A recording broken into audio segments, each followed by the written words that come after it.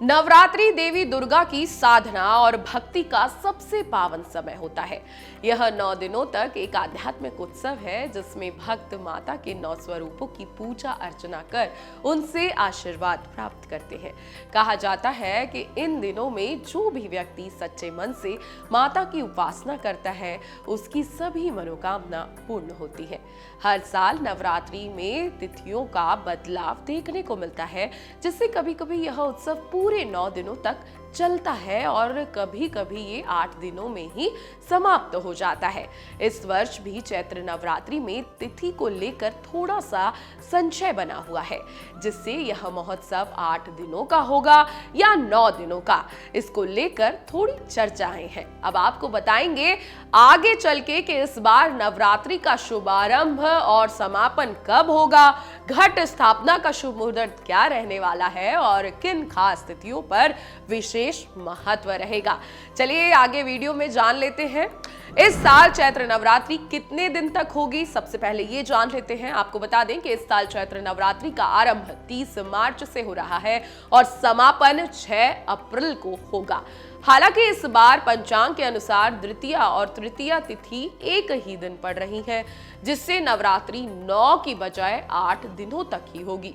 ज्योतिष शास्त्र में तिथि क्षय को शुभ संकेत नहीं माना जाता और इसे अनिष्टता भी कहा जाता है, लेकिन इस बार नवरात्रि 8 दिनों की ही है।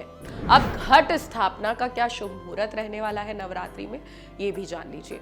घट स्थापना नवरात्रि का सबसे महत्वपूर्ण कर्म होता है, जिसे शुभ मुहूर्त में करना बहुत जरूरी है।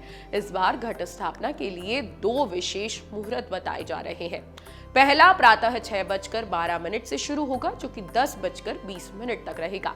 इस समय में घट स्थापना करने से सुख समृद्धि और धन लाभ की प्राप्ति होती है।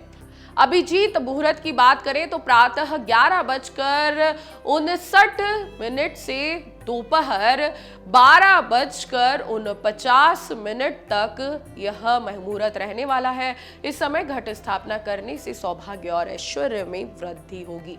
चैत्र नवरात्रि में अष्टमी और नवमी तिथियां कब कब है जान लीजिए। आपको बता दें कि चैत्र नवरात्रि में महाअष्टमी 5 अप्रैल को पड़ रही है और महानवमी 6 अप्रैल को है। अष्टमी और नवमी तिथियां नवरात्रि की सबसे खास दिनों में से एक है। इस दिन देवी दुर्गा को नारियल चना पूरी का भोग लगाया जाता है और 9 कन्याओं को भोजन कराया जाता है, आशीर्वाद लिया जाता है उन कन्याओं से। साथ ही संध्या काल में विशेष पूजा करने से भी माता की कृपा बनी रहती है। अब 9 दुर्गाओं में आपको कौन से मंत्र का जाप करना है जिससे मां दुर्गा आपसे प्रसन्न हो, ध्यान से ये मंत्र सुन लीजिए। या देवी सर्वभूतेषु मात्र रूपेण संस्थिता नमस्तस्यै नमस्तस्यै नमस्तस्यै नमो नमः।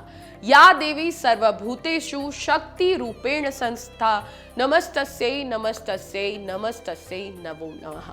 या देवी सर्वभूतेषु शांति रूपेण संस्थिता नमस्तस्यै नमस्तस्यै नमस्तस्यै नमो नमः।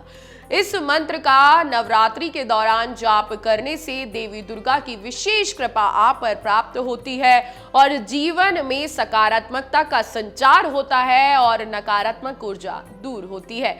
तो विधि पूर्वक नवरात्रि में माता रानी की पूजा करें। अगर आपको नवरात्रि से जुड़ा और भी कोई सवाल मन में है तो हमें कमेंट करके जरूर पूछें, हम आपके हर सवाल का जवाब जरूर देंगे। अगर आपको हमारा ये वीडियो पसंद आया हो तो हमारे चैनल जीवांजलि को सब्सक्राइब करें